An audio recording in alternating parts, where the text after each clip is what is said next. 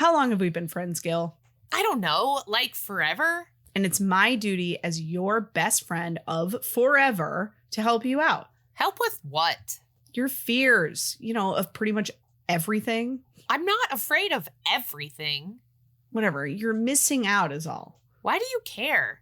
Because the world is awesome and I want you to experience all of it. I don't want you to be so scared that your world shrinks down to nothing.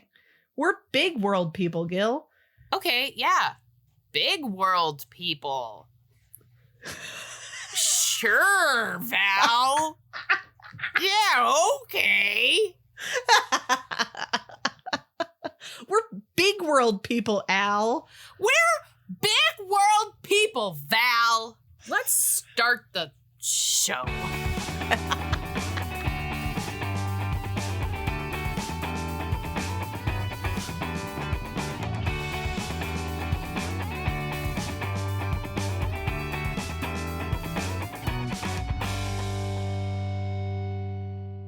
Hey, Val.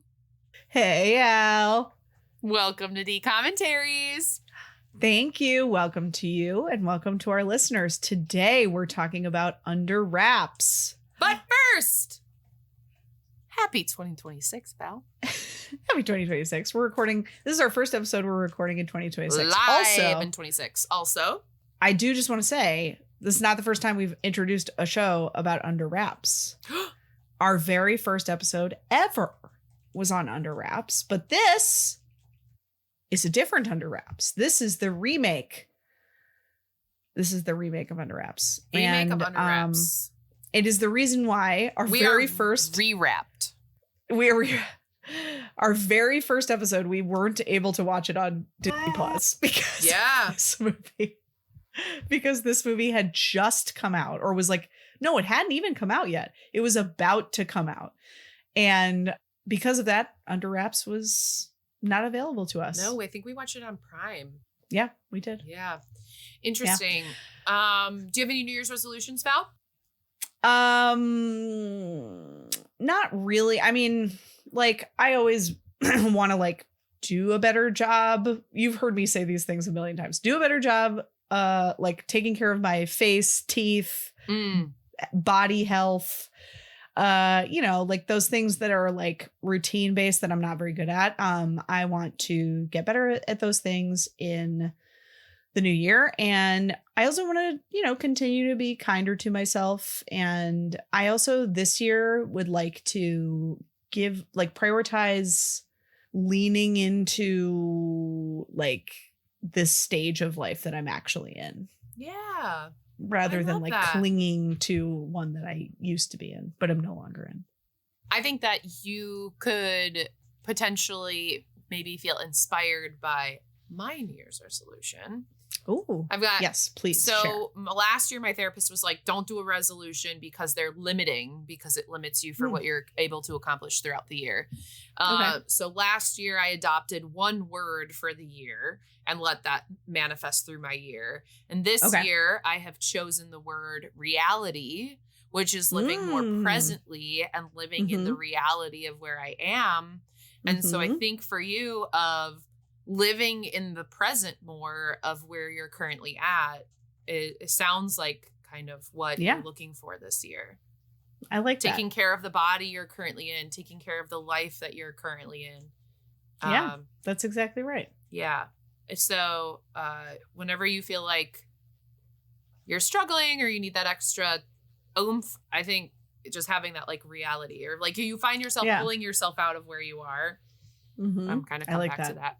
And then my other one that is a physical resolution is be more aware of my posture at restaurants. That's so specific.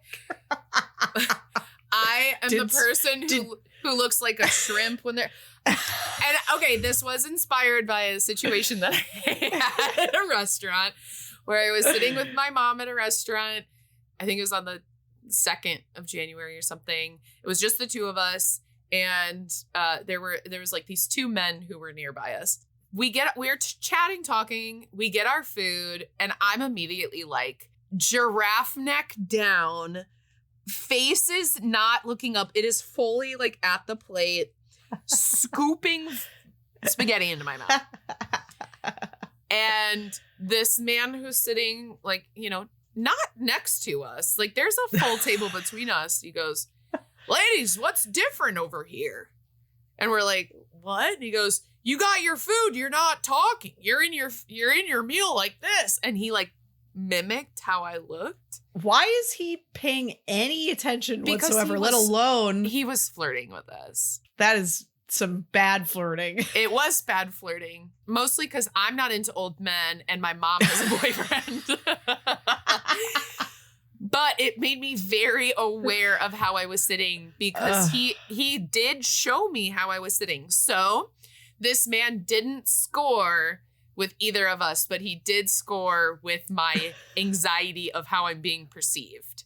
Jesus and so Christ. Here we are in 2026. F that guy. No, Val, we don't want to F that guy. That's why we didn't entertain him. But who cares what he thinks anyway? I care how I look, and it was like looking in a mirror. And that's my reality, Val. Fine. So the last week, I've been very aware of when I'm neck down, like slumped over. So it's already working. Well, Al, I think let's stay in reality and work on our posture. Yeah. No shrimps. And our reality is podcasting about under wraps. And let's get to the business. All right. Okay. This Under Wraps came out October 1st, 2021. And I'm going to skip really quickly to one of the fun facts, which is that this was the first DCOM to take place around Halloween since Invisible Sister in 2015, 6 years prior. So we went from like Halloween Town being like the most iconic DCOM series to not doing a Halloween DCOM at all for 6 years. And then this is just a reboot of the original one. Wow. Val, here is a picture of me on October 1st, 2021. Wow. Look at you. That's beautiful. I was doing training at work and we went to the lake. Oh, that's cool. October 1st, 2021. What was I doing? Oh, I was just about to start my new job. Wow. Yeah. Look at her. I had just gotten my new job or like was in the interview process. Yeah. Crazy. Wow. Woo-hoo! Yeah.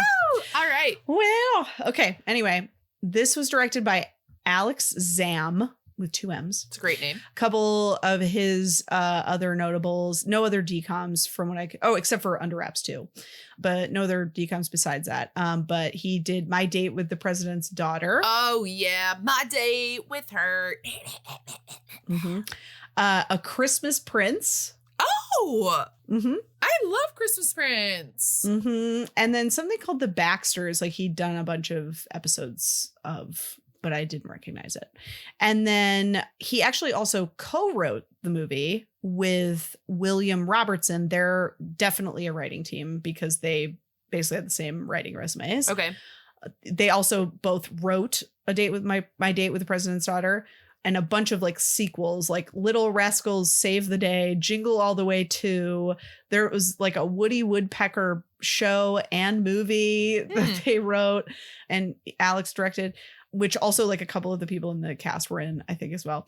But they also credited Don Reimer as a writer who wrote the original Under Wraps screenplay. He had already passed away. I did see in the credits, it said, based on the movie. Yes. So, and it is a pretty, I mean, like obviously they modernized or changed certain things, but like it's actually pretty faithfully similar. adapted from the original. So I'm glad they gave him credit. Yeah. Some of his notables were one of his earlier credits was a show called Valerie, which I didn't even know existed, but like Jason Bateman was in it, like a bunch of other people. That's your name. That's my name. Also something called Evening Shade. He apparently wrote Big Mama's House 1 through 3. Wow. The Santa Claus 2, Agent Cody Banks 2, Deck the Halls, Rio 1 and 2, and I think his final credit was Ferdinand. Wow. The animated film. The Bull. The Bull. Go Bulls. The Cowardly Bull. Okay. The cast is as follows. Malachi Barton played Marshall. He is also in Under Wraps 2.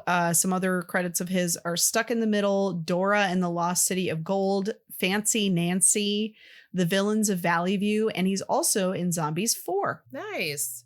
He is also going to be in Camp Rock 3. Really? Yeah. Cool. Well, I hope he got an acting coach. Oh, no. Christian J. Simon played Gilbert. He's also in Under Wraps 2. Some other notables, The Amazing World of Gumball. He was a voice in Disney Animals, which I thought was cute. He was in Sydney to the Max and Tots, Tots. Sophia Hammonds played Amy. She's also in Under Wraps 2. She was also in The Social Dilemma, Up Here, and most recently, Freakier Friday. Oh, that's exciting. Mm-hmm. And I liked that they, again, had a girl who was significantly taller than the boys. Yeah. I liked that she wasn't a love interest, which I know is similar and parallel to the first one, too. For sure. But I liked how they were just like, yeah, you're our friend now. And she was like, yeah, I'm your friend now. And then they kept being like, yeah, you're our friend now. And she's like, yeah, I'm your friend now. I liked that. Okay. Phil Wright played Harold. He didn't really have any other notable credits except for also being in Under Wraps 2. Same thing with Melanie Brooke, who played Buzzy. They're like, what is it? They call it monsterologist friend. Cool adult. And then Brent State played Kubat, their neighbor, the evil villain character. Mm-hmm. He is a character actor. He's been in a ton of stuff, but some stuff where he was in like multiple episodes was Andromeda, Snowpiercer, the show, not the movie, and Heartland. But he has like literally been in one episode of like every show since the 90s. Jordana Largy played Diane. I believe that's Marshall's mom. She's also a character actor. A couple of notables for her were A Royal Christmas and A Royal Christmas Match. Love that. So she's in those kind of movies. Jamie M. Kalika, I'm sorry, I don't know how to pronounce that name, plays Ted, who is the boyfriend of Marshall's mom. He was also in Upside Down Magic as none other than Hot Dad. He was Hot Dad, everyone. We got Hot Stepdad coming right around. I knew I recognized that man. He came out. Wait. Oh my God. Okay. I'm not, we talked about this with Isabella. We talked about this on the Upside Down Magic episode. And in my notes, I wrote, Mom's boyfriend, Ted, is hot as hell. He is hot as hell. He is hot. And he's still hot in this. Still hot. And I think he gets a lot more to do in this movie. Yes. So much. So good for him. Yes. Karen Conoval, or Conoval, again, not sure, plays Ravensworth, who is the like villain, the other villain, the woman who's like trying to buy the mummy. She's been a character actor for literally forever. One thing that I thought was so cool is did you ever watch the Planet of the Apes movies? No, like the more recent ones? I've never seen any of them. So I think they're actually really good. But they use like actual actors to mocap like the main apes. And so like, of course, what's his face? Smeagol from 13 Going on 30. Oh, I was going to say Rufus Sewell, and that's not right. It's Andy Serkis. No. Yes, Andy Serkis. Andy Serkis is the main one. Like he's the main one. But apparently she's the other one. Karen Conoval is my favorite of the apes, who is the orangutan named Maurice. And like, I just think that's such a cool, like random thing that she did. Yeah. She like Maurice is sort of like the quiet, I don't know, almost like regal one, like the sort of, you know, let's just all think this through before we do something, and like is more gentle and whatever than some of the other ones. Most of them are chimpanzees, some are gorillas, a couple are orangutans, but she's like the main orangutan, and I just think that's really cool. I think that's a really cool credit. She was also in a bunch of episodes of The Good Doctor. She was also in the Snowpiercer show. And more recently, she was in something called Wild Cards. Cool. Yeah. So she's still working. Nice. Good for her. Okay, that is the cast. Woohoo! The synopsis. Yes, the synopsis is as follows. 3 friends accidentally bring a mummy back to life. Soon they grow fond of the mummy and help him return to his original state before midnight on Halloween. Sure. I mean, it's not inaccurate. Yeah. Sure. They grow fond of the mummy. They do.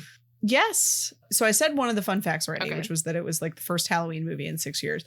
This was also the first DCOM. It was still a DCOM. It says Disney Channel original movie like in the opening like screen, but it was the first DCOM to then debut on Disney Plus a week after premiering on Disney Channel. Interesting. Yeah. All right. And then this is also crazy to me. This is the first DCOM since Let It Shine in 2012 to have a solely male protagonist. Wow. Isn't that insane? I could not believe that, but like it's true. But like it's just crazy. Like, I mean, of course you can make the argument Amy is sort of a protagonist, but I think Marshall is like the focus and Gilbert is Marshall and Gilbert's like home lives a little bit more. Right. And they're for separate sure. stories and not so much hers. Yeah. So I think that he definitely is the protag. And I think that that is an interesting thing and sort of says what they maybe were getting from Data, but like what they certainly thought they should be focusing on in DCOMs, which is interesting. Yeah. Because I do think a lot of like the earlier DCOMs had male protagonists, right? Like, yeah, there was a switch of like, did Disney Channel itself switch to being a more like maybe feminine thing, and so they were trying to maybe they like got some kind of data that said that like boys are watching Nickelodeon or ESPN or whatever, they're not watching this, so like you might as well cater to the girls. But then that brings in like, why didn't you throw up another boy sport movie? I don't know. I also just had the thought, Val, of, how when I'm like, oh, we've watched a movie and then I like forget everything about it. Yeah. That movie just popped up for the movie Spin. Yeah. I was like, what's that about? I don't remember anything about it. And we watched it. We did. In fact, it was the last DCOM that we had an episode about. It's been a while. In fairness, it's been a couple months. We watched it like a month ago. Yeah. Because we like had a gap and then we did the interviews and whatever. I remember liking it. And that's how I went. That's how I am with books too. I can't tell you the plot. I can't tell you what happened, but I can tell you how it made me feel. And that's how people too. Sometimes you're like, I don't remember that person, but I know that I walked away feeling good or feeling bad. For sure. I know you will not believe me based on like my presence on this show, but I'm also not generally very good with details. I'm good with like themes, like, you know what I mean? Like through lines, patterns, themes, but I'm not very good at like memorizing like specific details, names, dates, like anything like that. So like, I also won't remember this unless something triggers it. And then I can like attach it to a feeling or a theme or like a, whatever.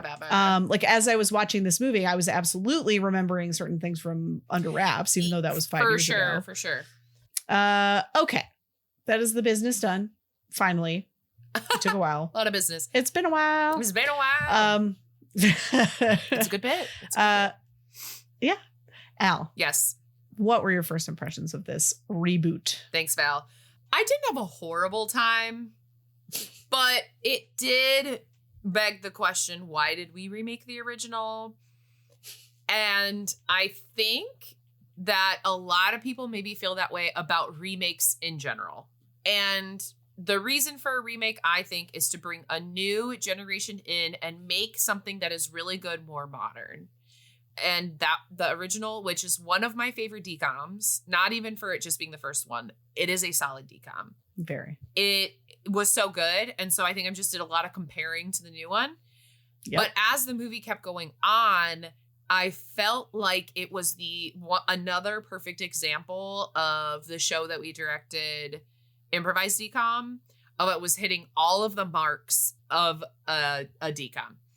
And then you would see the variety scene, and then you would see that we went here, and then, but it's on Halloween night at midnight, we have to do this by tomorrow.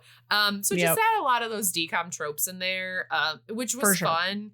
There were a couple silly things. I'm gonna rate it, I don't know, 4.5. Wow. I expected higher based on what you were saying. Yeah. Okay. No, I don't need to watch it again. Okay, fair.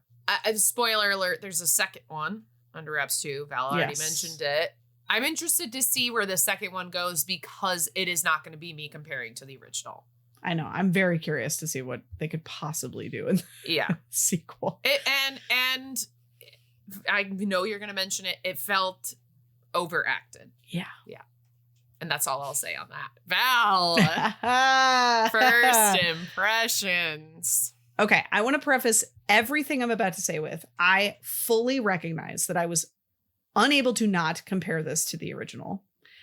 There was no way that I was ever going to be able to like ignore the first one or like how I felt about it. And also we're two people who probably how many people who have watched the new one have watched the old one? Probably not a lot. Yeah.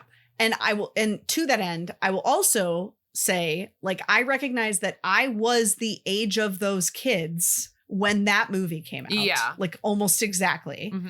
Whereas like this, obviously I am, the mom's age, right? So like, it's a very different, like, I'm taking in the exact same like performance very differently from these kids. So in fairness, I might be holding them to a different standard or like looking at them through a different lens than I did the kids in the 97 version. With all of that being said, this does not compare to the original. Yeah. It just doesn't. Yeah. Like it's like a shadow of the original. Like it does a lot of the same things. Like it's a pretty faithful remake. Like it really does kind of like follow most of the same beats. And to your point, like, you're trying to take in a new audience and reach them. And like, of course, there are a couple things that they like modernize. Like obviously the cast is a little bit more diverse. Amy's got 2 dads. Like there's, there's like a couple like things in there. And like they gender swapped a couple like roles, like the big rich person's a woman. Yeah. I'm pretty sure it's a man in the first one, stuff like that. So like, cool, like great, do those things, whatever. But like, did that warrant an entirely new movie? I don't think so. Yeah. Like, I don't think that was like enough to be like, okay, like, yeah, we definitely needed to see this like fresh take on this story, because ultimately it's the exact same story with the exact same themes, the exact same moral, like the exact same takeaways. Yeah. And if that's the case, then why are you remaking it? Yeah. Right. If you're not going to like really fundamentally change anything. Mm-hmm. In fact, they even went to the length of saying like these kids don't have cell phones. So like they put them in the same position as like kids in 1997 by like cutting them off from technology. And so like then it's kind of like, okay, well, in contrast to Spin, which was the last movie we watched, where like they sort of leaned into the modernity and sort of used it. Yeah. And the text conversations and stuff. I think that like this was kind of like trying to almost like just pretend it wasn't a thing, because like if it were, then their problem would be solved immediately. Right. And then, they wouldn't have to do all this stuff. So I was kind of like, okay, I don't know why I'm here. In addition to that, and again, I know I'm holding these kids to a different standard because like I watched the original Under Wraps in 1997. Right.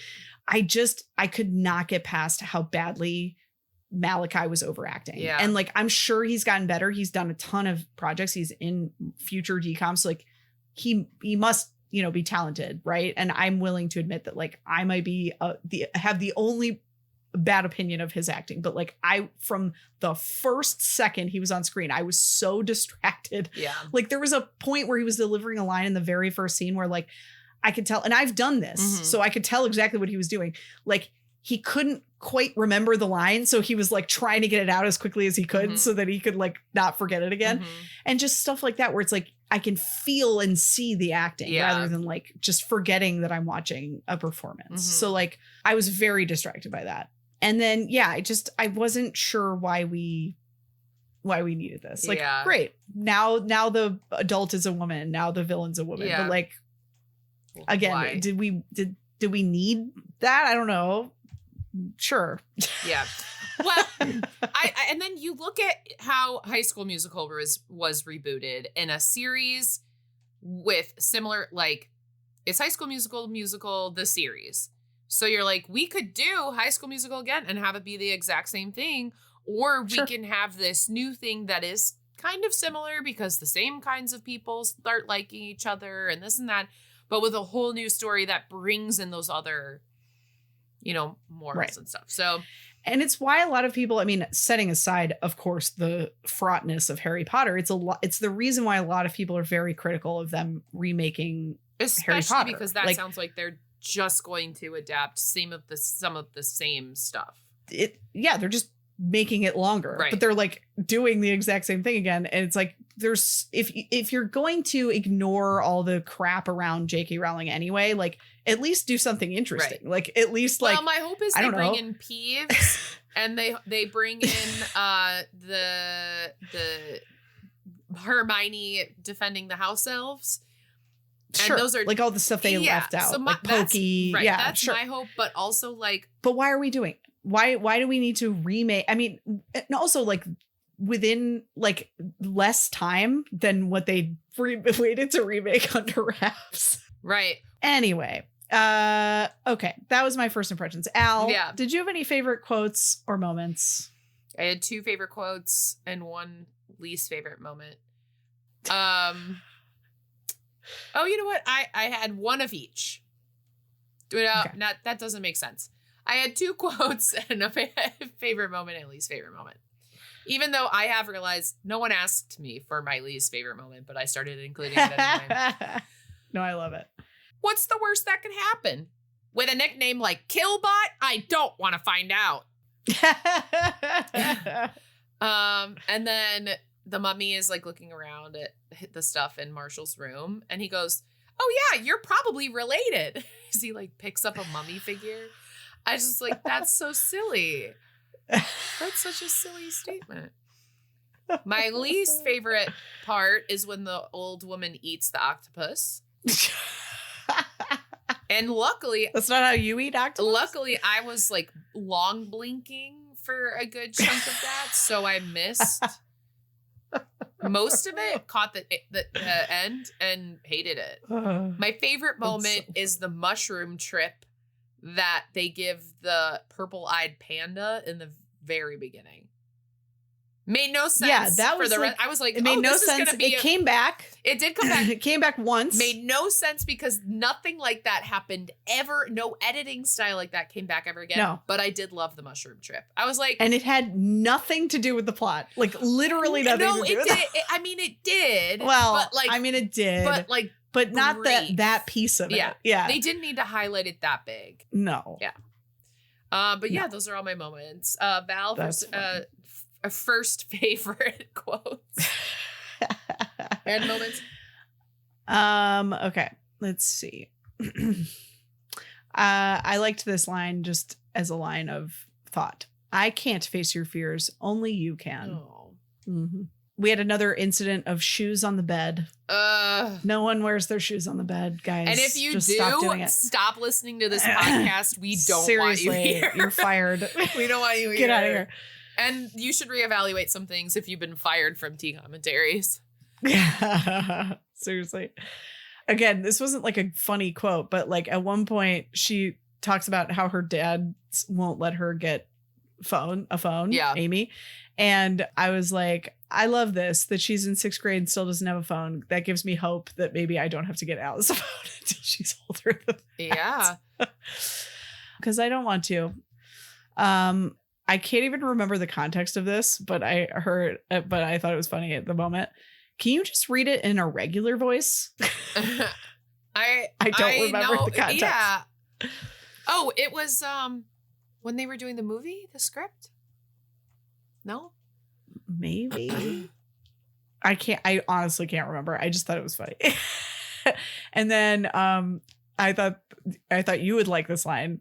Some people are better at improvising than others. Okay, I was doing laundry at that moment and I was like, oh, thank God they said improvise, because so many people call improvising improving. And that grinds my gears. And so in my head, I didn't write it down, but I was like, yeah, they said it right. I just thought to myself, true. Some people are better at improvising than others. Yeah. I think this was probably my favorite exchange of the whole movie. The villains get to the Halloween festival, carnival, whatever, and the like goth girl at the front door is like, hey, you need a costume. You know, she's sort of like not caring. And the guy goes, I'm dressed as a dealer of stolen antiquities, which is what he is. And she goes, fine, whatever, $5.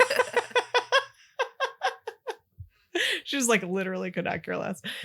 And then at one point, I think Gil goes, dude, we're 12. And I thought it was funny because the context of this moment is that they're in a car with an adult they're not related to going to a warehouse. Yeah, I wrote that down for my synopsis because I loved that moment. I loved that moment. That was basically it. Okay. Business done. Dunzo. Twice. Al, are you ready? Am I ready? Y'all ready for this?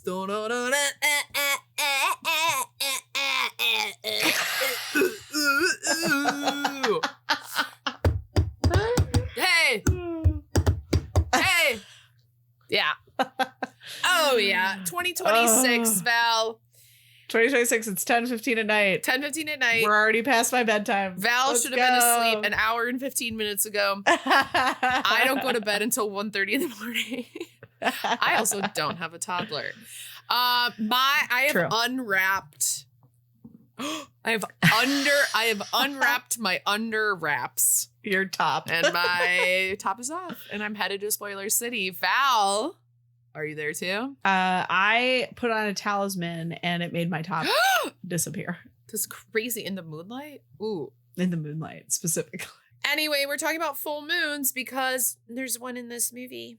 All right, we have opened up on a spooky house and they're playing video games. And the kid on the couch, he's like, I swear I saw a monster. And her sister's like, you didn't see a monster, dummy? And he's like, no, I did. And he goes to his room and then the door closes and this monster appears. It's spooky. It's Wart Face, I think it's called now. Yeah, Wart Face. Yeah. And we, LOL, the opening of this movie was a movie. We were watching a movie. So we got cut to the movies. We see Gilbert is very scared. So scared. Gonna pee his pants.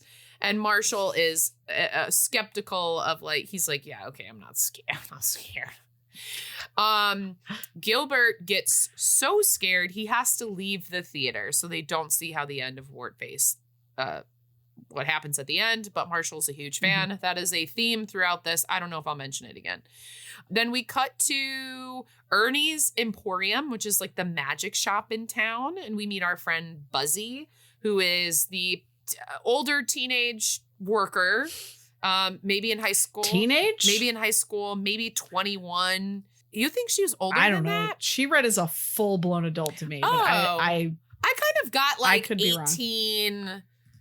I got like, really? I'm working here during college. That's the kind of vibe I got. Okay. Like stuck around in town for a community college. So they're there to get slime for their Wart Face costume. And they meet her and she, talks all Halloween, talks all costumes, knows everything about history, zombies, Dracula, mummies, things like that. So she's going to be our go-to person. That's Buzzy. She was born in 1997. So I was wrong. Okay. You're right. Yeah. I was like, she gave a high, yeah. Okay. Whatever. Who cares? She was in her 20s. Yeah. She was in her 20s. Anyway, keep going. Marshall is then encouraging Gilbert not to be scared. He's like, you're a scaredy cat.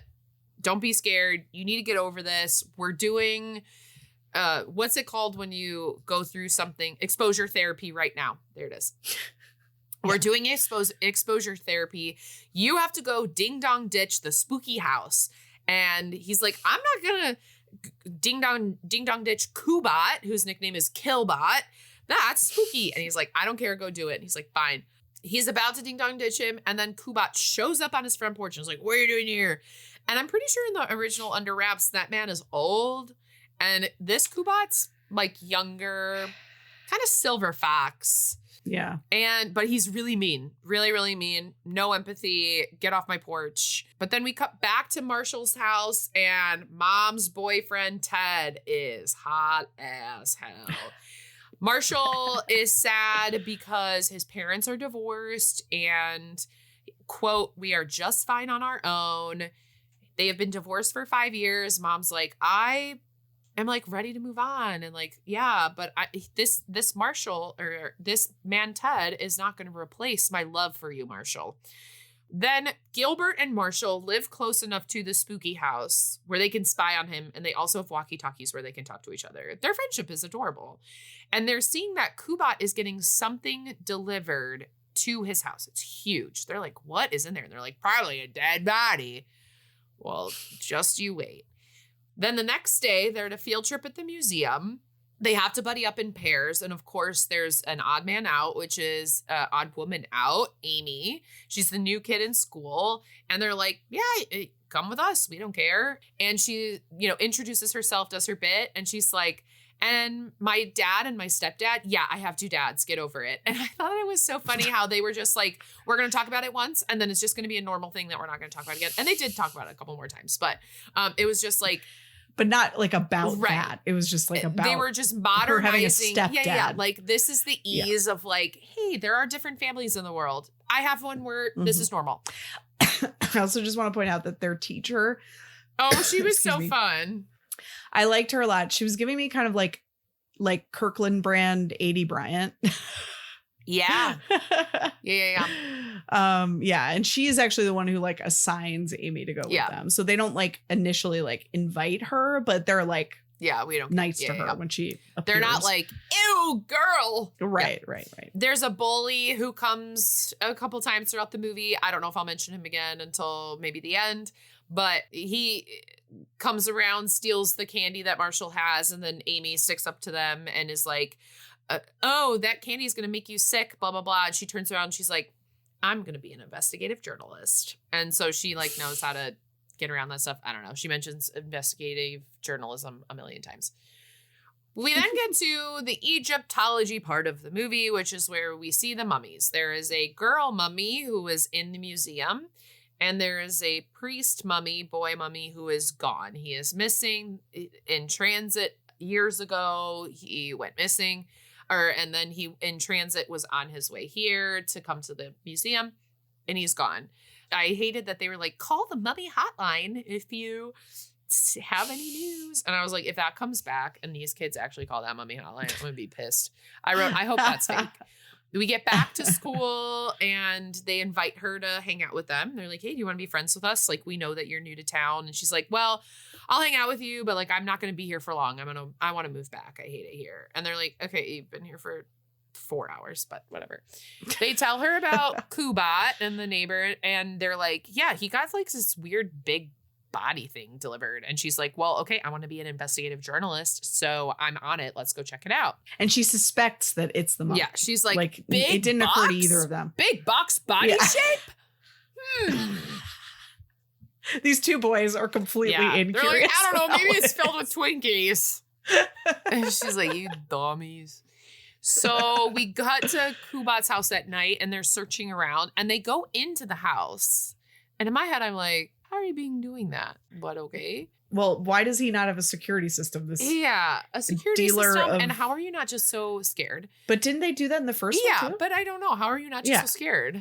I would be so scared. I can't do anything against the rules. I'd be scared. So they go to the house, they go to the basement, they find the mummy. He is there. And Gil is like, oh my God, this shiny necklace that he's wearing. And then he's like, oh, there's the mummy. Ooh, shiny. And like goes to take it. The mummy falls on top of him. And so Gil leaves him on the ground. He's scared, screaming. And the full moon passes by in the window. And the mummy is laying in perfectly that the full moon shines on his amulet. I might call it a necklace. It's fine. And he comes alive. But this time the kids are like, they're already escaping. They're upstairs. And I wrote, how is Kubat not waking up? Me not realizing Kubat is not home. I was just like, this man is a deep sleeper. The mummy follows them all the way upstairs. They're screaming. They're trying to get away. In my head, I'm like, why don't you just leave the house? I don't understand why we're getting trapped in a room and you didn't just run immediately out. But that would not serve the plot of the story.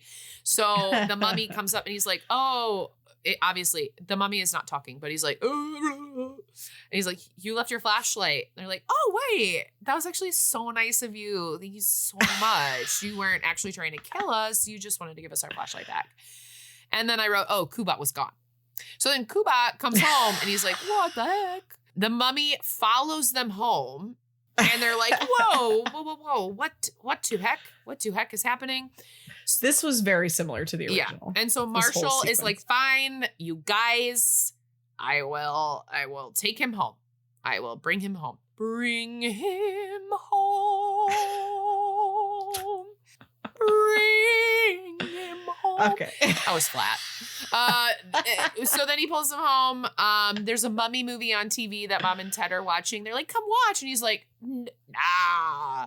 And he has to make all this noise and stuff to distract them to get the mummy upstairs, which they end up calling Harold. I don't know when they named him Harold, but from now on, I'm calling him Harold. It's when they're in his bedroom. It's because the mummy loves hot sauce. And he goes, the only person I knew who loved hot sauce as much as you is my grandpa, Harold. So why don't I just call you Harold? Because I got to call you something. I can't remember what I watched less than 24 hours ago. So they hide in Marshall's room. They have a fun, silly time. They're goobing around. But then we get to the next day and Harold has to stay home because Marshall has to go to school. And he's like, stay in my room. Don't leave my room. And then we see hijinks at home. The remote's on the ceiling and the microwave and the blah, blah, blah. And he's finally found a mirror and he learned how to move his jaw and blah, blah, blah. It was cute. Hijinks montage. There's a school project now happening where the three of them are going to work together on anything in Egypt. You can do any sort of project. And the three of them, Marshall kind of decides, but they decide to make a movie. They're like, we're going to do a movie about mummies. And teacher's like, cool, done. I don't care about any other children in here. You're the only ones who matter. They come home after school to be like, where's Harold? And the front door is open. Harold is gone. Kubat shows up and is like, what the heck? Where's my mummy? I know it was you kids. And they're like, we don't know what you're talking about. But then Harold shows up at the museum. And he's like, the two amulets together. Well, also, Kubat knows it's them because Gil, when the mummy fell on him, dropped his inhaler. Yes, I thought I wrote that down. I did not. So they have to figure out how to get these amulets together. And he's, admiring his girlfriend. And they're like, okay, we need to figure out how to get him back to being a mummy and get that together and blah, blah, blah. So they go see the person who they think knows everything. And she kind of does help her friend Buzzy. So they go there and that's kind of happening on the side. She's like, okay, there's something written on the back of the amulet. I'm going to use AI to chat GPT these hieroglyphics and I'm going to figure out what this says. They're like, cool, we're going to go do our school project until you figure that out. I don't know if that's how she did it or not, but basically she was like, I'm using the internet. I think she probably used Reddit. Yeah, if I had to take a guess. Hey, I don't know how these got here or what they are, but can someone tell me what they say? It'd be like you find the lost city of Atlantis and you're like, I don't know what these markings are, but does anyone speak mermaid? But I can't disclose any information. Speak mermaid. And these children are setting up for a movie because this is their middle school project. And we get another scene where he doesn't like Ted, which how can you not like Ted? He's hot as hell. But then we have, a fake movie montage of them shooting film for the movie where Gil is playing the German scientist and what's the other friends? Amy is playing the British paleontologist. And then the mummy, of course, is playing the mummy. So they're like, what is this mummy doing here? And they're like, that's a high school kid from school. We're friends. And they're like, okay. Buzzy finds out what the hieroglyphics mean. And it's basically like, you have until October 31st at midnight to get them back together or make him his mummy again. Otherwise, he's turning to dust. it's a coincidence that it's October 31st. It's that he has 3 full days of like being alive again. Perfect. Before he turns to dust. So it's just a perfect coincidence that it's a big gamer show. Then Kubat goes to this very rich woman who is eating an octopus for some reason. A whole octopus. Horrifying. Not as horrifying as Can of Worms, but horrifying. And he's, you know, she's the reason for the mummy existing in the town, and she has a lot of money. She's an investor, and so she's basically using Kubat to like steal this mummy for her.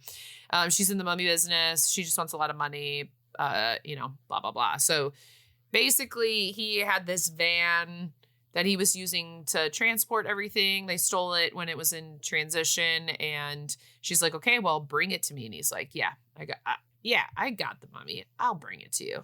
I've got it. Me, Kubat, I have the mummy. Listeners, he doesn't have the mummy.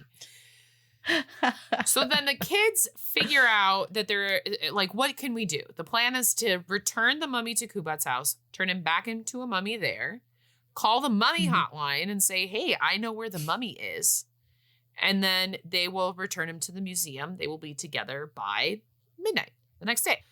Well, Kubat is at home when they're trying to do this, and they're taking his coffin from Kubat's basement out of the house, and they're moving it. And then I wrote, there's 41 minutes left.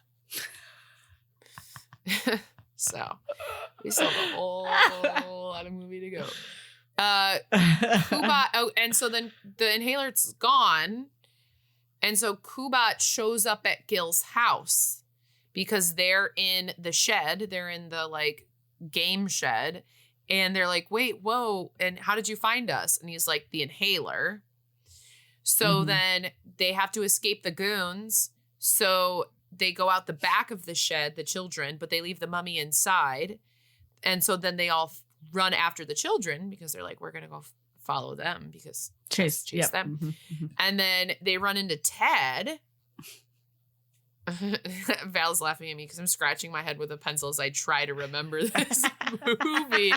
Okay, so they escaped the goons. They escaped them. The goons tried to follow them. They escaped them. Everyone's fine. Is this when he beats them up, or is that later? That's later. When that's the later. mummy. So, and they run into Ted because it's Halloween. It's Halloween, so the mummy is dressed appropriately for Halloween, and Ted is dressed up, and they're like, hey, Ted, you're smart. Who does this van belong to? And it's a van with a penguin on it. And he's like, oh, that, you know, I was a kid around here. That used to belong to Aaron's Ice Cream. And it's a defunct factory 15 miles down the road. And they're like, whoa, okay, so we need to go to that factory.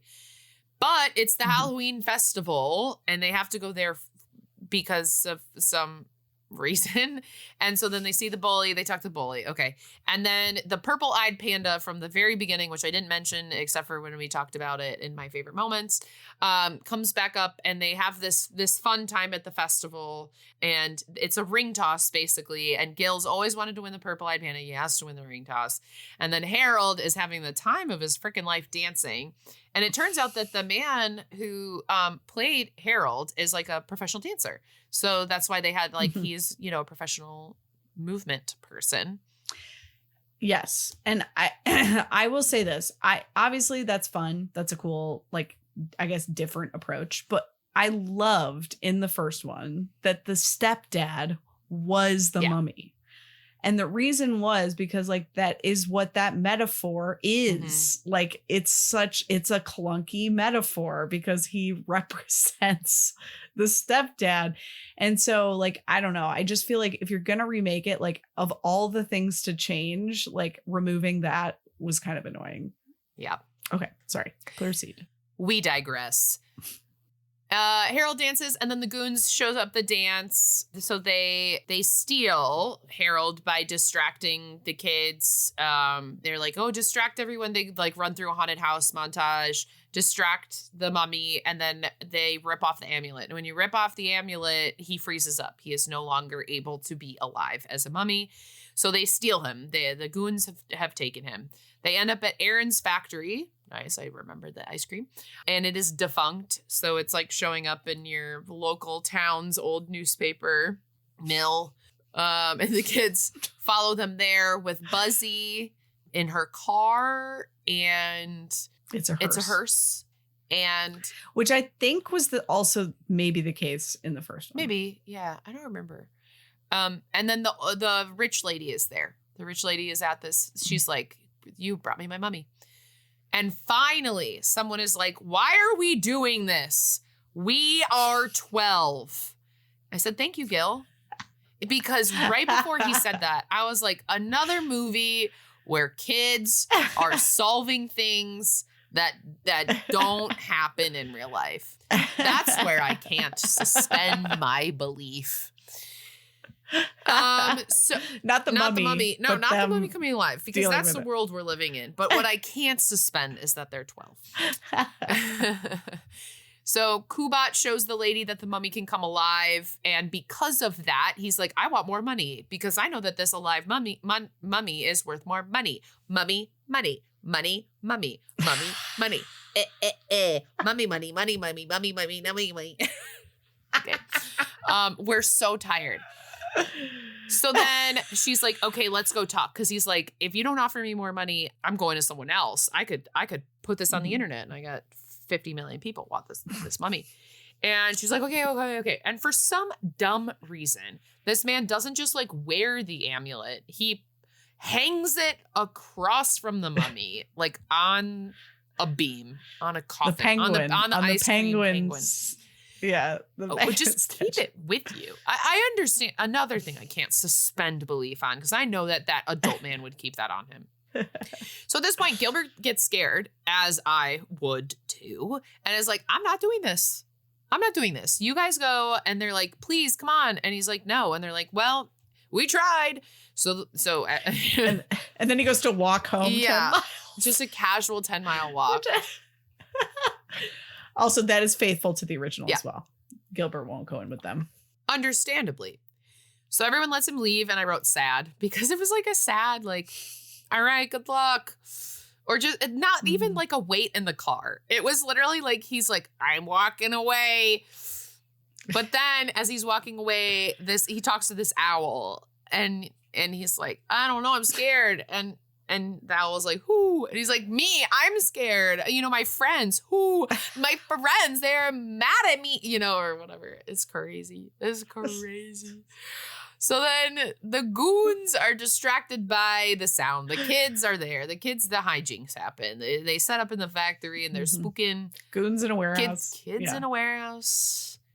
Goons in a warehouse. I'd watch that movie. I don't know if I would. I would have to if it was a decom. We have watched that movie twice. A lot. 3 over times. The course of 5 3 times years. I'm remembering from the amount of times we've seen decoms. They did a good job defending them, but then they all get taken. But then they're like, "Hey, we don't get that mummy back. He's turning into dust by midnight." And they're like, Shut up, you kids. Shut up, you dumb kids." But then Gil shows up. And Val, what were you gonna say? Well, so he just appears like on a upper deck in this version, but I'm like 99% sure in he drives original, the car he drives through the wall. Okay, he did do that. Okay, so I was like, what a anticlimactic way to have him enter the scene. Yeah, he's just like, "Hey, okay, sorry, keep going. I'm up here now." And somehow he uses a rope to swing across, probably never having jumped on a rope before or swung like Tarzan. And he grabs the amulet that was hanging on the penguin that the adult man should have kept on his person. And he lands in a bunch of boxes. Spoiler alert, he breaks the coffin. And he uses his purple-eyed panda luck to ring toss the amulet on the mummy, who becomes alive again. And that's why Val said earlier, the purple-eyed panda meant nothing to the story, but that is our purple-eyed panda payoff of the ring toss. So the kids trap the goons after the mummy defends them. The mummy has come alive. Brendan Fraser is there. He has come alive and attacks all of these full adult human beings, 5 against 1. And they are tied up in chains. Chain, keep us together. Because that's what's happened to those 5 adults. Coffin gets destroyed. What do? Oh, well, remember when we were in the museum and we took a picture in the coffin? Let's use that one because they're not going to notice that it's gone. Okay. So they go back to the museum and break in.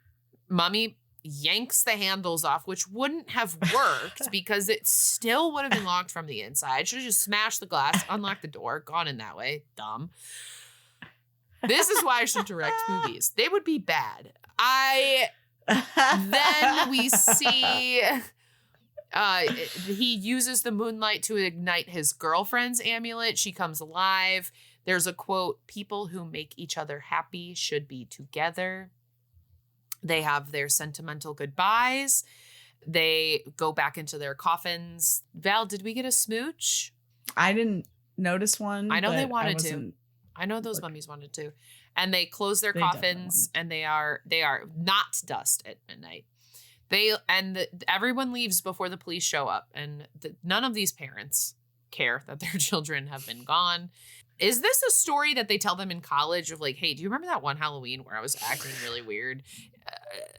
I've got the craziest story to tell you. The next day happens. We get a full recap from the news anchor. There was a crazy mummy dancing at the dance, and there was a stolen mummy showed up at the museum, and there was a missing coincidence. I think not. Crazy. And then Marshall now has an interest in Ted, has a heart-to-heart with Mom, and he says, quote, people who make each other happy should be together. And kids are friends. They're like real friends. They're like, yeah, we're all gonna be friends now. And before the movie ends, we cut back to our mummy friends, and Harold's hand slips out and puts a little place card that says the end, which means he's alive, fully setting up for Under Wraps 2. And that, my mummy friends, is the mummy. The mummy. And that's the mummy with Brendan Fraser. Thank you. Thank you, Al. This is a long one. This is a long app. I'm literally like physically holding my eyes up.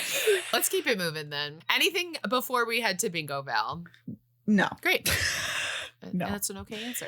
I'm good. Let's go. Al, why don't you begin? I can do that. One hit wonder song.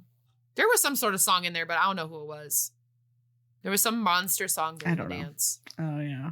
Both of these are like real songs that are at least like listed in Under Wraps. So I don't know if they're one. Think they're not. I like Get Down Tonight, which I think is what you're talking about. Is not a one-hit wonder. I don't, because Casey and the Sunshine Band is, I think, famous. pretty famous. And the other one is All by Myself, which who sings that? It was performed in this movie by Jay Asher, but I think it was a it's cover. A Celine Dion song. Yeah, Eric Carmen, but Celine. Well, it was performed by Jay Asher. It was Eric Carmen. Okay. Is Eric Carmen a one-hit wonder? I don't know. Val, make a decision. No. Breaking the fourth wall or looking into the camera. Yes. Buzzy looked into the camera and I noticed it because I was watching the movie. Wow. Okay. When she was magnifying glassing the hieroglyphics, she looked right in the camera. Oh, well, there you go. Yeah. Holiday themed. Halloween. Yes, indeedy. Woohoo. Woo. Clunky metaphor. The same one as the original. The mummy People is deserve the to dad. love who they love. Yeah. And we can let new people into our lives. So true. Parents who just don't get it. I mean, I think he would say that, but I don't think that's actually I agree. True. Cool non-parent adult. Buzzy. And Mummy. Someone too famous for a TV movie. Not in this one. Competition to resolve central problem. No. Mantra sequence, y'all. The movies. The movie stuff, yeah. Cliche villains. Goons. Yep. Like 4 different kinds. And like rich old lady. rich old lady, the antiquities guy, the goons, and the bully. Yeah. There's like literally every cliche in this one. Yeah. Clothes or items you owned? I didn't notice anything. Rotten Tomatoes 40 to 60. I don't know if this was super well received. I know they made a sequel, but I'm gonna guess I'll put it in the range. I'll say 43. 42. Oh, so you get the point, and so do we. Mm-hmm. Happily Ever After. At this point, from what we can tell, because if you had watched this in 2021, you would have no idea a second one was coming. Yes. Almost Kissing. Yes. Ted and the Stepmom. Someone who became famous. I mean, Malachi Barton is going to be in multiple movies. Oh, and what's her name was in Freakier Friday. Oh, yeah. Okay. All right. Fine. I'll count her. Betraying of one's real friends or values. Gil? Well, I was actually going to say that Marshall treating his mom the way that he was at the beginning and treating Ted the way that he was at the beginning was a betrayal of his actual values. Let's do it. Narrator.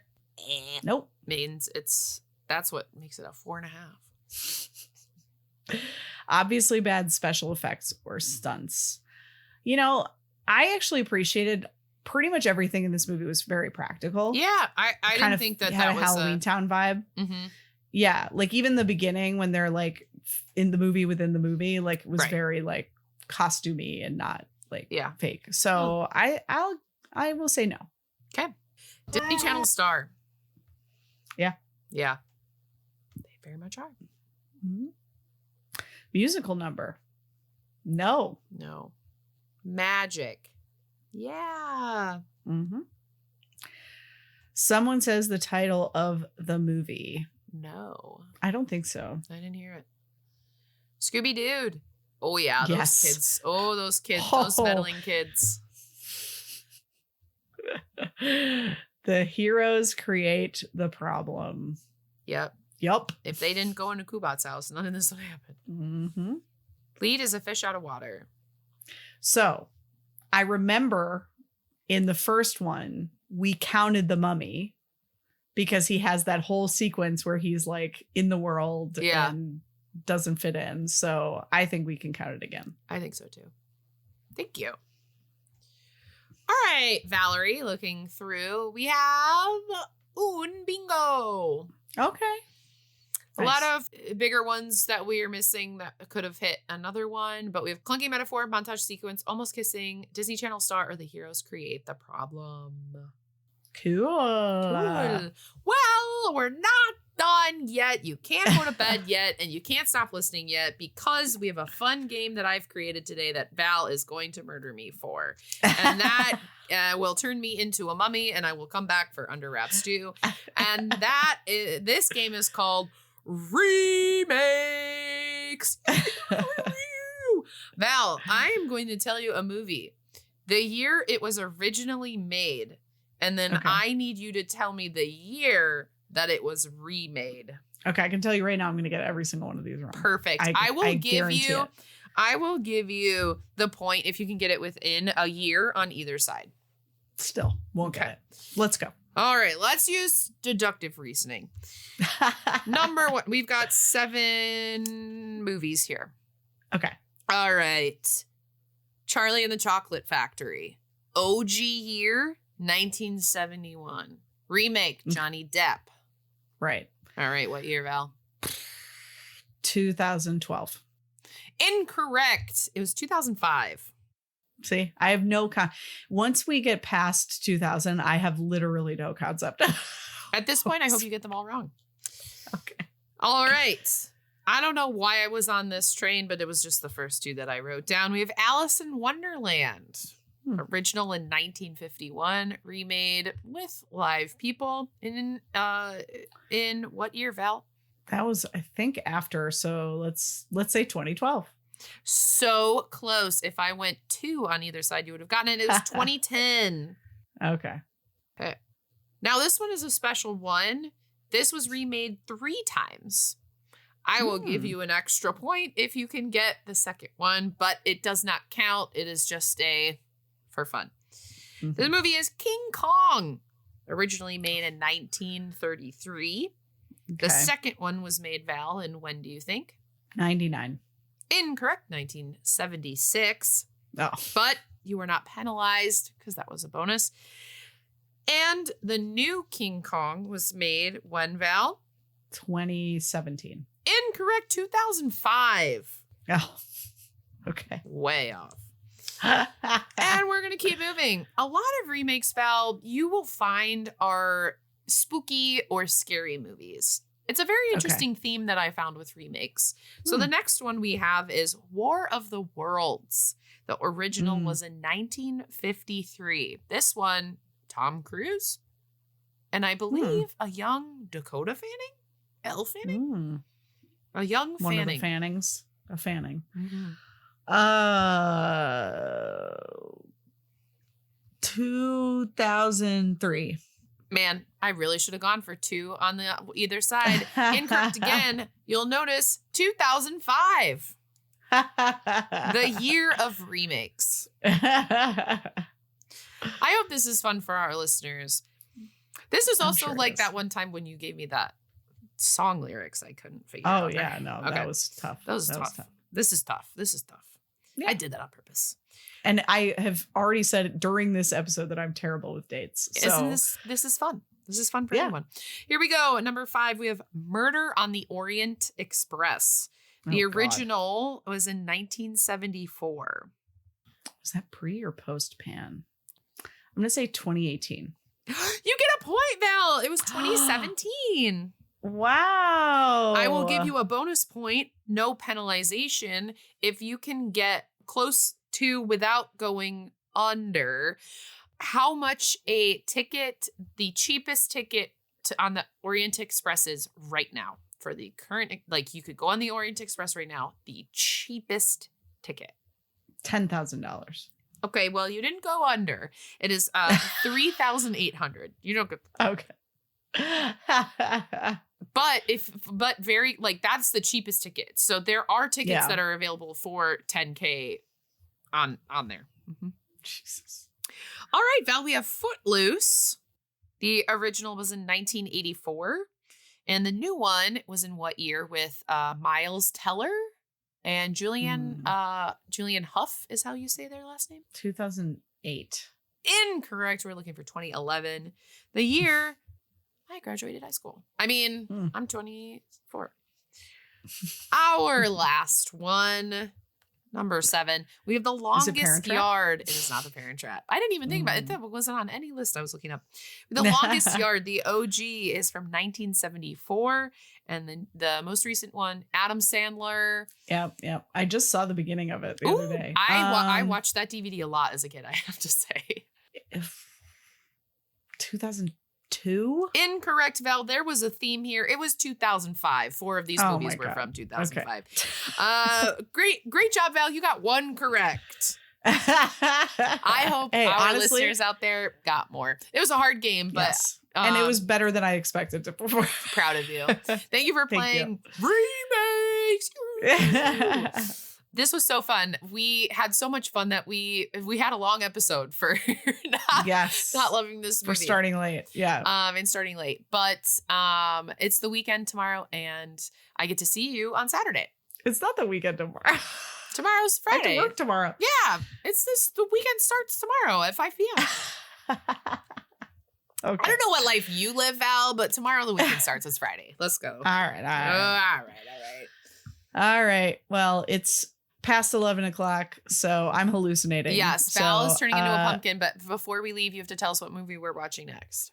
Yes, we are watching Christmas again. Again? I love it. Can't wait. As someone who still has their Christmas pillows out, so pumped. Thank you so much, Val. Like, subscribe. Thank you for joining us for 5 whole years. We couldn't do this without you, and we probably still would do it without you, just be a little bit more sad. But thank you for sticking with us. We love you all so much. I love Val so much.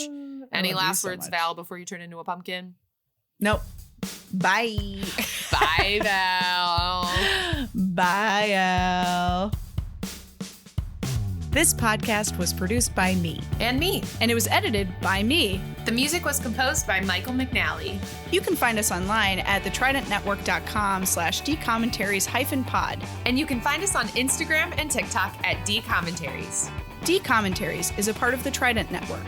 To learn more about our videos, live shows, and other podcasts, please visit thetridentnetwork.com. Disney Channel original movies. Damn it, Allie.